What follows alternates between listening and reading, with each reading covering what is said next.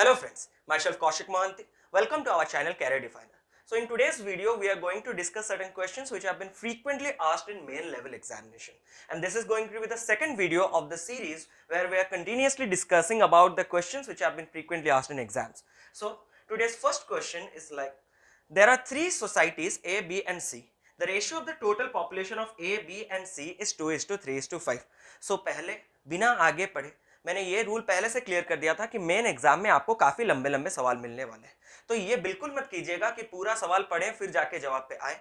तो आपको जितना डाटा मिल रहा है बस कलेक्ट करते जाइए और आंसर ऑटोमेटिकली निकल जाएगा। जैसे कि यहाँ पे तीन सोसाइटीज की बात किया जा रहा है, जैसे कि एक है ए, दूसरा है सपोज बी और तीसरा है सपोज सी। और इन तीनों सोसाइटीज में जो पॉपुलेशन है वो किस रेशियो में है? 2:3:5 रेशियो में है। यहां तक क्लियर है? अब चलते हैं आगे। In society A 35% of total population is female.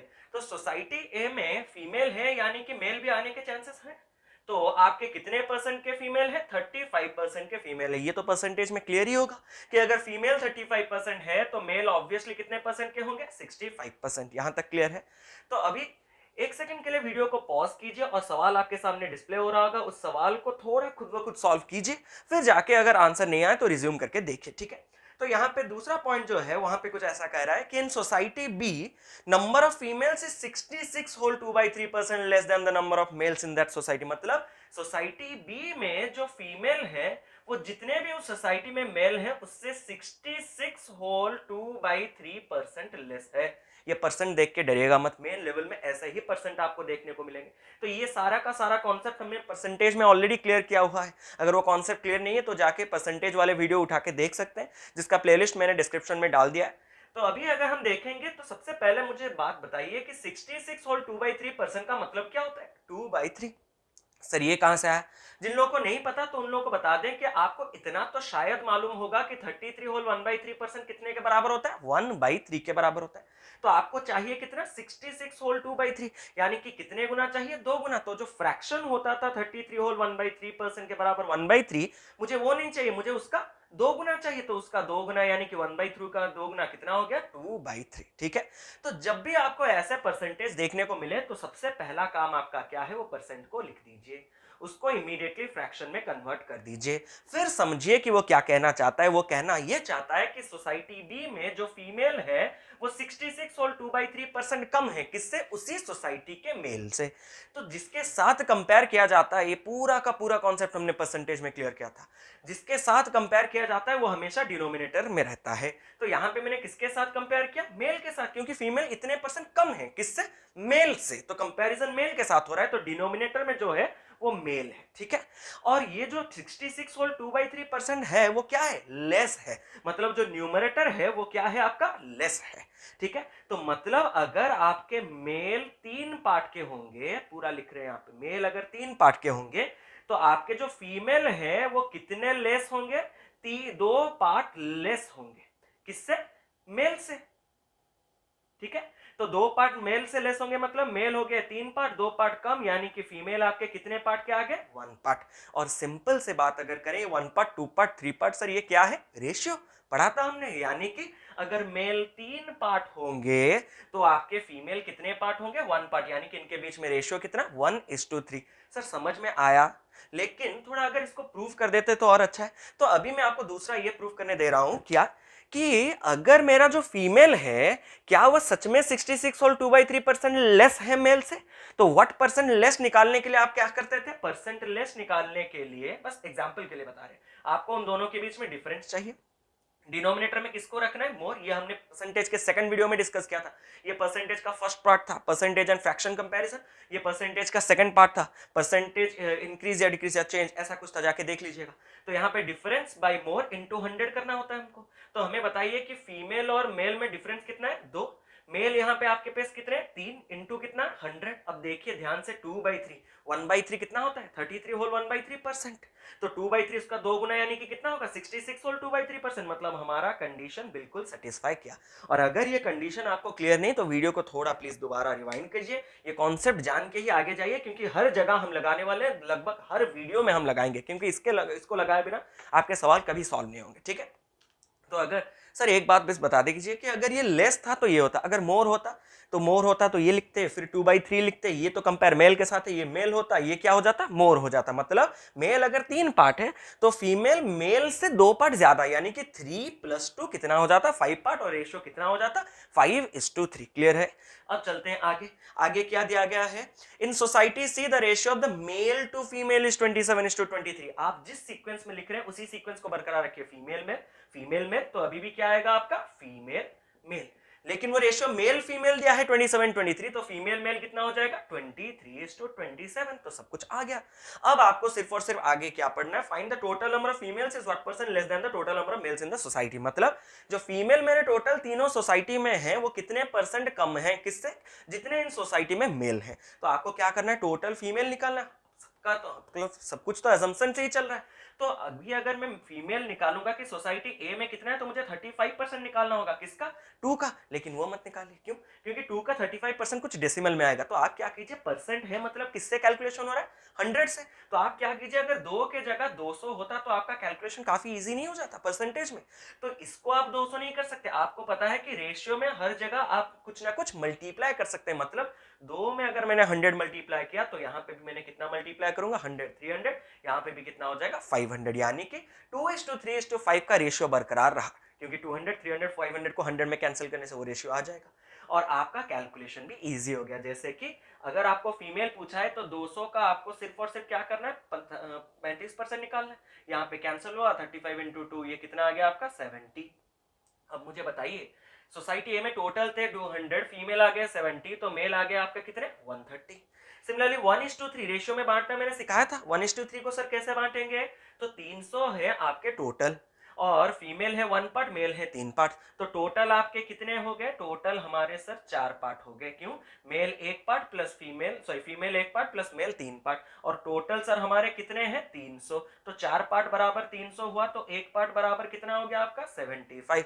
1 part आपका अगर 75 आ गया तो 3 पार्ट आपका 75 × 3 कितना आ जाएगा, 225। यहां तक क्लियर है, ये भी निकल गया, ये भी। लास्ट देखिए, ये किस रेशियो में बांटना है, 23:27। मतलब टोटल आपके पास कितने पार्ट्स है, 23 + 27 यानी कि 50 पार्ट्स है। 50 सर कहां से आया, फीमेल 23 पार्ट, मेल 27 पार्ट, और टोटल आपके सी में कितने होने चाहिए, 500।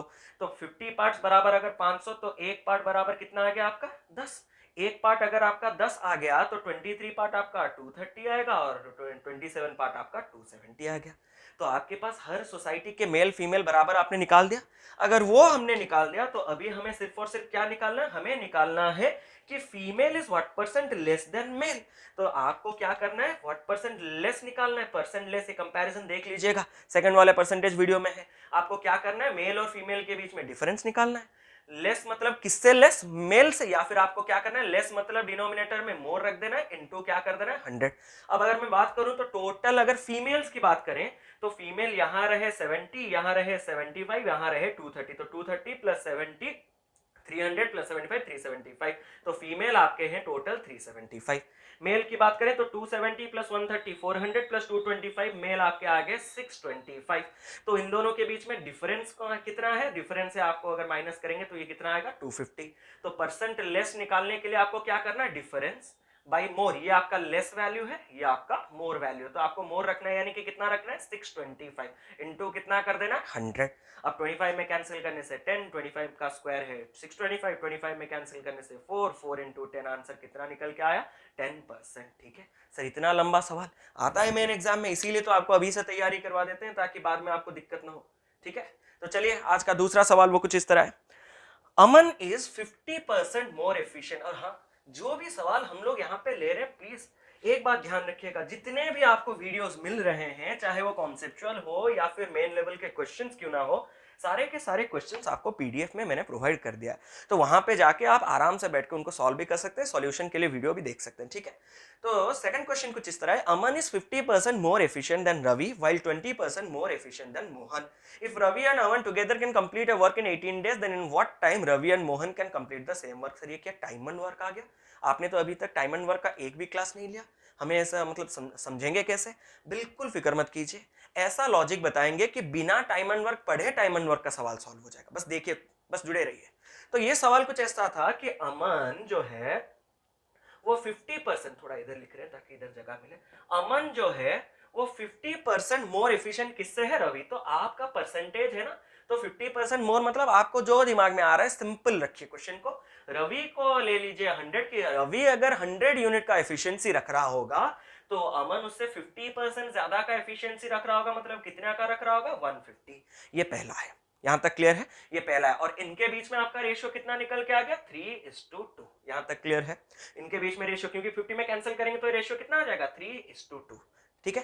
अब आपकी नेक्स्ट जो बोल है वो बोल है while 20% more efficient than Mohan, मतलब वाइल लग गया, मतलब वही अमन जो 50% मोर एफिशिएंट रवि से है, वही अमन 20% मोर एफिशिएंट है किससे? कुछ एक मोहन नाम का है। ठीक है, तो आपको जो समझ में आया वही कीजिए।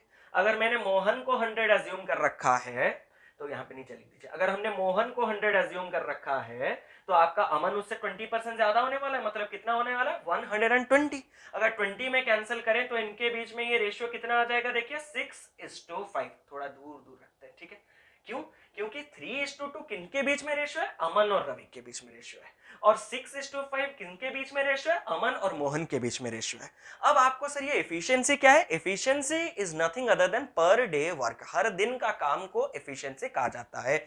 मतलब यहाँ पे अगर मैं आपसे पूछूं कि अगर अमन एक दिन में 3 यूनिट का काम कर पा रहा है तो मोहन कितना यूनिट का कर पाएगा? 2 यूनिट का कर पाएगा। सेम चीज अगर मैं बोलूं कि अमन अगर 6 पार्ट का काम कर पा रहा है तो मोहन कितना कर पाएगा? 5 पार्ट का काम कर पाएगा। तो यहाँ पे हम दूसरा कुछ मेथड यूज करेंगे। हमारा लॉजिक अभी क्या निकालना है? हमें अभी देखना है कि अमन, रवि और मोहन के बीच में कॉमन रेशियो ये एक निकल के आए, ये एक निकल के आए, दो अलग अलग है। आपको एक ऐसा रेशियो चाहिए जिसमें अमन, रवि और मोहन तीनों को आप जोड़ सके। तो आपको मैंने समझाया था कि अगर A:B ऐसा है, B:C ऐसा है, तो A:B:C कैसे निकालना है। रेशियो के प्रीवियस वाले वीडियोस आप फॉलो कर सकते हैं। ठीक है, लिंक मैंने दे दिया है, उसका प्लेलिस्ट का लिंक मैंने डिस्क्रिप्शन में डाला हुआ है, देख लीजिएगा कॉन्सेप्ट वहां पे। तो अभी अगर हम वो कॉन्सेप्ट ना यूज करके हर जगह कुछ नया सीखे, वही क्यों घिसे पीटे एक ही चीज को बार बार रिपीट करें। आपका सिर्फ काम क्या है? अमन 3 करेगा तो रवि 2 करेगा, अमन 5 करे, सॉरी 6 करेगा तो मोहन 5 करेगा। तो आपका अमन तो सेम ही करेगा ना, तो इन दोनों जगह जो 3 और 6 अलग अलग है उनको अलग ना रख के सेम कर दीजिए। सर सेम कैसे करेंगे? अरे 3 को अगर मैं इंटू 2 कर दूं तो आपका 6 आ जाएगा। मतलब अमन को मुझे दोनों जगह सेम करना है। अमन गया, ये गया रवि, ये गया आपका मोहन। ठीक है सर, इसमें 2 मल्टीप्लाई करते हैं, 2 मल्टीप्लाई करते ही 3 इंटू 2 कितना आ जाएगा आपका? 6। मतलब ऊपर भी अमन और नीचे भी अमन सेम हो जाएंगे। तो 3 इंटू 2 करने से रेशियो में आपको 2 मल्टीप्लाई करना होगा, तो रेशियो कितना आ गया? 6:4। अगर आप ध्यान से देखें 6:4, अगर इन दोनों के 150 और 100 को हमने कैंसिल किया, रेशियो आया था 3:2। फिर हमने 2 मल्टीप्लाई किया, रेशियो आया 6:4, मतलब रेशियो में हमने कोई चेंज नहीं किया। सर तो फिर ये 6:4 क्यों लिए? इसलिए लिए क्योंकि नीचे वाले एक्सप्रेशन में हमारा अमन और रवि के बीच में रेशियो कितना था? 6:5। क्लियर है यहां तक? तो अभी मैं बता सकता हूं कि अगर अमन 6 यूनिट का करेगा तो रवि 4 यूनिट का, और अगर वही अमन 6 यूनिट का करेगा तो मोहन 5 यूनिट का। तो रेशियो अमन, रवि और मोहन के बीच में पूरा क्लियर हो गया। क्लियर है यहां तक? तो 6:4:5 ये क्या आ गया? उनका एफिशिएंसी का रेशियो। एफिशिएंसी सर क्या है? पर डे वर्क। मतलब एक दिन में अमन 6 यूनिट करेगा तो रवि 4 यूनिट करेगा तो मोहन 5 यूनिट करेगा। यहां तक क्लियर है? अब सवाल ये दिया गया है, if Ravi and Aman together can complete a work in 18 days, then in what day Ravi and Mohan can complete the same work? अगर अमन और रवि मिलके एक काम को 18 दिन में कर सकते हैं तो वही काम को अगर रवि और मोहन मिलके करेंगे तो कितना दिन लगेगा? अब मुझे बताइए कि अमन और रवि अगर मिलके करेंगे तो कितना यूनिट का काम करेंगे? 6 + 4 = 10 यूनिट का काम करेंगे पर डे, क्योंकि ये पर डे वर्क है ना। अगर पर डे 10 यूनिट करेंगे फिर भी उनको कितना लग रहा है? टोटल डेज उनको लग रहा है 18 डेज। तो हर दिन अगर आप 10 मिठाई खाएंगे फिर भी आपको 18 दिन लगेगा, तो आपके पास टोटल मिठाई कितना था? 18 × 10 यानी कि 180। तो टोटल वर्क यहीं से हमें पता लग जाएगा, जो कि टाइम एंड वर्क में डिटेल में पढ़ेंगे। 18 × 10 = 180 यूनिट। क्लियर है? अब यही 180 मिठाई को मुझे किसको खिलाना है? रवि और मोहन को। और अगर रवि और मोहन खाएंगे तो रवि एक दिन में 4 खा जाएगा, मोहन एक दिन में 5, तो टोटल कितना होगा 9। तो अब मुझे बताइए कि टोटल मिठाई हमारे पास कितने हैं 180। किनको खिलाने हैं रवि और मोहन, वो एक दिन में कितना खाएंगे 9, तो कितना दिन लगेगा 180 divided by 9 is equal to 20। Sir समझ नहीं आया। अरे समझने वाली बात ही कहाँ है। अगर आपके पास टोटल 10 मिठाई है, आप हर दिन 2 मिठाई खा सकते हैं, तो आपको कितना दिन लगेगा 5 दिन। सर नहीं सर मुझे भूख लगेगा, मैं ज्यादा खा लूंगा। इन सारे सवालों में ऐसा नहीं होता है, जितना बोला गया उतना ही खाइए, ठीक है। भूख लगे या ना लगे खाना तो वही है 2, ठीक है। तो अभी मुझे बताइए टोटल मिठाई कितना खाना है 180। हर दिन अमन सॉरी रवि और मोहन कितना खा पा रहे 9 यूनिट। तो 180 मिठाई खाने के लिए टोटल डेज उनको कितना लगेगा 180 divided by 9 is equal to 20 days. मतलब आपका 20 दिन में ये दोनों ये काम को कंप्लीट कर देंगे। तो लगा कुछ टाइम एंड वर्क का कॉन्सेप्ट चैप्टर जानना जरूरी हुआ। मैन डेज एफिशिएंसी वगैरह कुछ जानने की जरूरत नहीं, सिर्फ और सिर्फ दिमाग लगाइए, सवाल सॉल्व कीजिए, ठीक है। तो अगले सवाल की ओर बढ़ते हैं। ये सवाल एक बढ़िया सवाल है और ये एग्जाम में आया हुआ है, एसबीआई के मेंस एग्जाम में ये सवाल आया हुआ है। दिखने में आसान है और अगर इसको ट्रेडिशनली सॉल्व करेंगे तो लेंदी है, लेकिन अगर शॉर्ट में सॉल्व करेंगे तो इससे आसान सवाल और कुछ हो ही नहीं सकता। वो बोल रहा है कि S1 is a series of 5 consecutive multiple of 3 whose sum is 180 and S2 is a series of 4 consecutive multiple of 4 whose second smallest number is 13 more than second highest number of S1 series। मैंने भी वही गलती कर दिया, मुझे लगा कि एक कॉमा कॉमा के बाद फुल स्टॉप आ जाएगा, एक ही स्ट्रेस में पढ़ लिया, इतना पढ़ने का जरूरत नहीं था। ध्यान बस इतना दीजिए, कितने सीरीज है आपके पास 2 सीरीज, एक है S1 सीरीज और दूसरा है S2 सीरीज। S1 सीरीज जो है वो कंजिक्यूटिव मल्टीपल्स है, वो कंजिक्यूटिव मल्टीपल किसका है 3 का। और S2 जो सीरीज है वो कंजिक्यूटिव मल्टीपल है, और किसका कंजिक्यूटिव मल्टीपल है कंजिक्यूटिव मल्टीपल ऑफ 4 का। इसको अगर आप ट्रेडिशनली सॉल्व करेंगे तो स्टेटमेंट का क्या मीनिंग निकल के आता है, कंजिक्यूटिव मल्टीपल क्या है। अगर 7 की कंजिक्यूटिव मल्टीपल के बात करूं तो 7, 14, 21, 28, 35 ऐसे करके आएंगे ना। तो यहाँ पे कंजिक्यूटिव मल्टीपल क्या है 7 इंटू 1 है 7, 7 इंटू 2 है 14। मतलब एक के बाद एक जो मल्टीपल आता है उन्हीं को कंजिक्यूटिव मल्टीपल कहा जाता है। अब ध्यान दीजिएगा 7 के आप जितने भी कंजिक्यूटिव मल्टीपल उठा के देख ले, 7 हो 14, 21, 28 जो भी, उन सबके बीच में डिफरेंस कितना रहता है 7, 7, 7, 7। तो अगर आपका ये कंजिक्यूटिव मल्टीपल ऑफ 3 जो सीरीज है S1 उसका अगर फर्स्ट एलिमेंट मैंने लिया सपोज x, तो सेकंड एलिमेंट आपका कितना आएगा x प्लस 3, क्योंकि कंजिक्यूटिव मल्टीपल 3 का है ना। तो 3 के मल्टीपल कैसे आते हैं 15, उसके बाद 18, फिर उसके बाद 21, फिर उसके बाद 24। हर एक के बीच में अंतर कितने का रहता है 3, 3, 3, 3। तो तीसरा कितना आएगा उसी हिसाब से बोलिए x प्लस 6। अगर इसको बात करें तो ये अगर पहला एलिमेंट y ले लिए तो दूसरा एलिमेंट y प्लस 4, ये y प्लस 4 क्यों है, अरे कंसेक्यूटिव मल्टीपल ऑफ 4 है ना, 12, 16, 20, 24, 4 का अंतर में आते हैं ना। तो यहाँ पे तीसरा नंबर जो है वो कितना आ जाएगा x प्लस 8, 4 का अंतर आया, ठीक है। लेकिन इसको अगर मैं ट्रेडिशनली करूंगा तो होगा जरूर, ऑब्वियसली बिना ट्रेडिशनल के तो सॉल्व ही नहीं होंगे, लेकिन काफी लेंदी हो जाएगा। हमने इसका कॉन्सेप्ट मेरे सबसे पहले वीडियो यूट्यूब में जो मैंने सबसे पहला वीडियो बनाया था ये एजुकेशन के हिसाब से, तो वहां पे मैंने एवरेज पार्ट 1 करके एक वीडियो डाला हुआ है, उसका मैंने लिंक भी दे दिया है आपको डिस्क्रिप्शन में, वो वीडियो रेफर करेंगे, ये सवाल चुटकी में होगा, आप अभी देख लीजिए। अगर हम कंसेक्यूटिव मल्टीपल्स की बात करें तो हमेशा याद रखिएगा कि कंसेक्यूटिव मल्टीपल्स का जो एवरेज है वो हमेशा एग्जैक्टली मिडिल में आता है। ये वीडियो पूरा रेफर कीजिए एवरेज पार्ट 1, फिर वो पूरा कॉन्सेप्ट समझ में आ जाएगा, सवाल और सॉल्व करने के लायक ही नहीं रहेगा, ठीक है। तो अगर हम बात करें सर क्या है समझ नहीं आया, अब अगर मैं 5 कंसेक्यूटिव मल्टीपल एक एग्जांपल ले लेते हैं, तो हम अगर बात करें 3, 6, 9, 15, 18, यहां तक क्लियर है। इस सारे के सारे 3 के कंसेक्यूटिव मल्टीपल है। तो मैंने क्या कहा, अगर 3 के कंसेक्यूटिव मल्टीपल है तो ये एपी में है, एरिथमेटिक प्रोग्रेशन, यानी कि इनके बीच में डिफरेंस क्या है सेम है 3, 3, 3, 3। और जहां भी आपको एपी मिले और उनका सीक्वेंस अगर सेम है तो उनका एवरेज जो है वो एग्जैक्टली मिडिल में, कितने टर्म्स है 5, उसका मिडिल टर्म कौन है ये यही होगा एवरेज। सर एवरेज थोड़ा दिखा के कर दीजिए। अरे एवरेज निकालने के लिए आपको सम करना होता है, सम के लिए देखिए 9, 9, 9, 18, 18, 18, 36, 36 में 15 मिला, ये आपका कितना कहाँ गया, ये कुछ गलत, सॉरी सर यहाँ पे 12 होगा ना, आप लोग भी 12 होगा, ये आपका 15। तो देखिए 6, 6, 6, 3, 9, 9, 9, 18, 18 और 12 आपका कितना हो गया 30, 30 प्लस 15 कितना आ गया 45, कितने नंबर से 5 इज इक्वल टू आपका कितना आ गया एवरेज कितना आ गया 9। 45/5 कितना एवरेज आ गया 9, जो कि एग्जैक्टली कहां पे है, मिडिल में है। तो यही कॉन्सेप्ट को हम लगाएंगे और चुटकी में सॉल्व करेंगे। कैसे?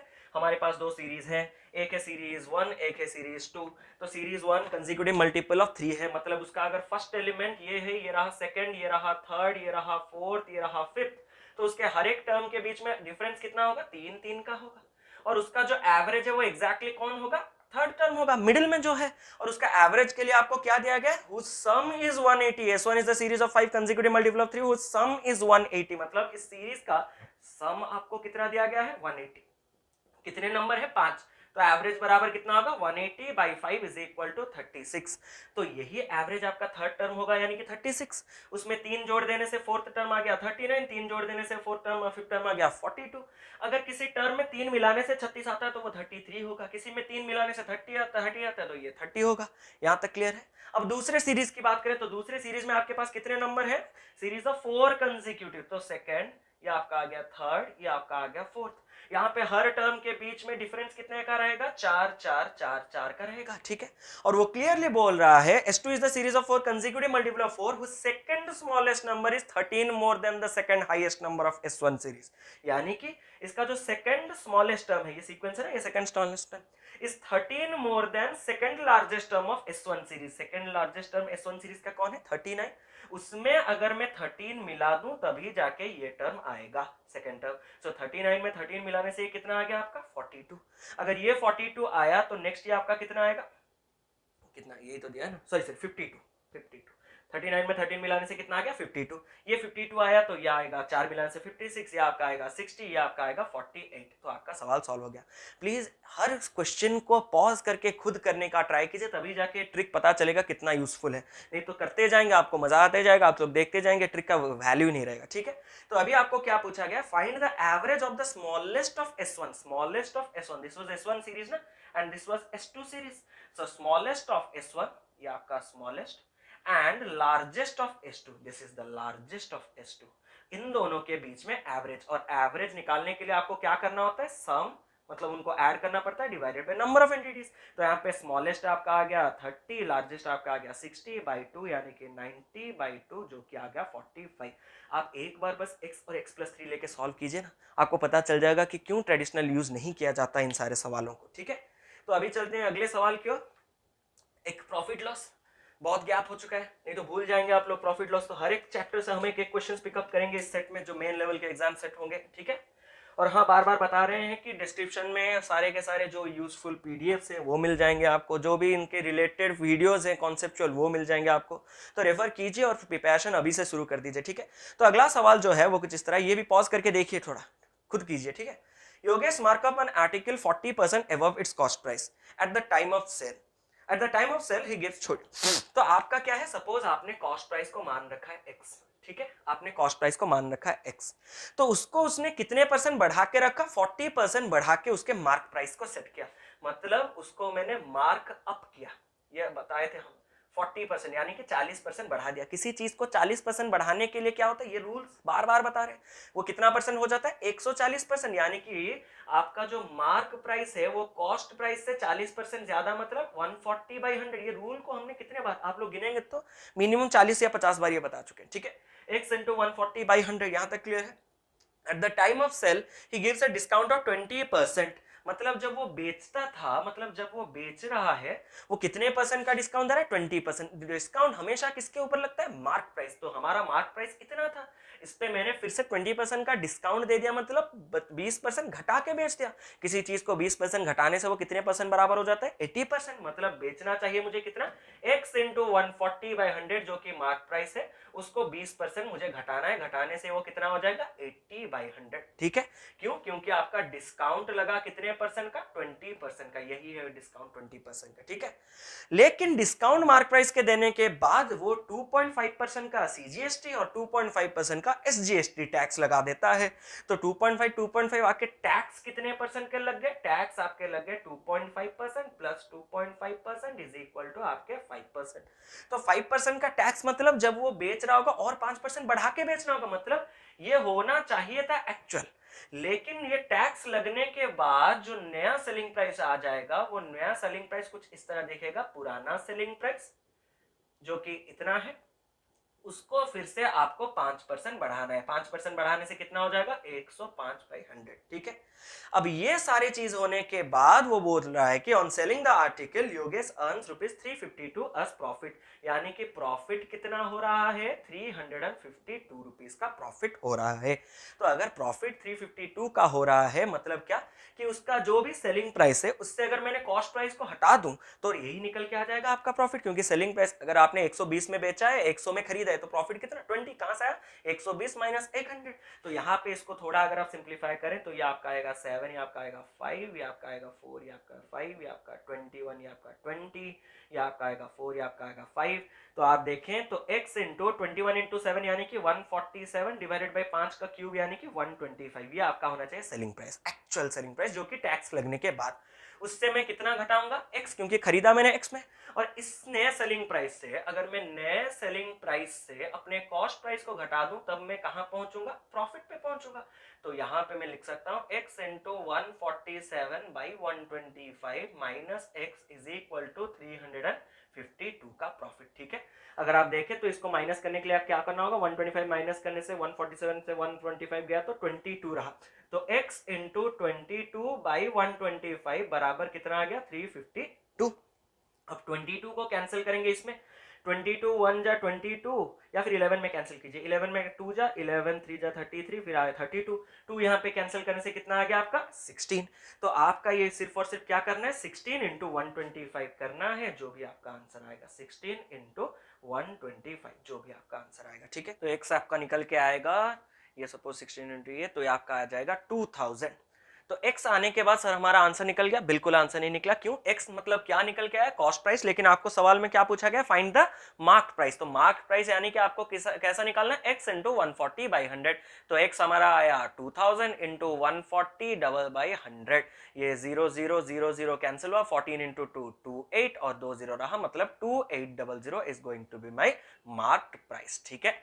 तो ये सारे के सारे कॉन्सेप्ट्स हमने डिस्कस किए थे जो चैप्टर वाइज प्रॉफिट लॉस हो, परसेंटेज हो, एवरेज हो, रेशियो हो, आज उन्हीं पे हमने सवाल लिया। तो ऐसा नहीं कि हम हमेशा इन्हीं चैप्टर्स पे सवाल लेते रहेंगे, नेक्स्ट में कुछ और सवाल भी लेंगे, जैसे कि आज टाइम एंड वर्क कर लिया तो नेक्स्ट वीडियोस में टाइम एंड डिस्टेंस का लेंगे। बट हम कन्फाइंड इसमें रह जाते हैं कि जो लॉजिक हमने पढ़ा है उसी में सॉल्व करेंगे। लेकिन अगर हमारा एक बार पूरा चैप्टर्स कंप्लीट हो गया तो हम जिसी भी मतलब एरिया से क्वेश्चन उठा के आपको सॉल्व करवा सकते हैं। तो चलिए हम 2 वीडियो साइमल्टेनियसली आपको प्रोवाइड तो करते रहते हैं, जैसे कि आपका बेसिक कॉन्सेप्ट वाला पार्ट हो और यहाँ पे आपका जैसे मेन लेवल एग्जाम वाले क्वेश्चन का पार्ट हो। तो ऐसे ही आप लोग जुड़े रहिए, देखते रहिए Career Definer. If you are new to this channel then go and click the bell icon so that you will get the notification of our videos. And मिलते हैं अपने अगले वीडियो में, तब तक के लिए कीप लविंग, कीप सपोर्टिंग।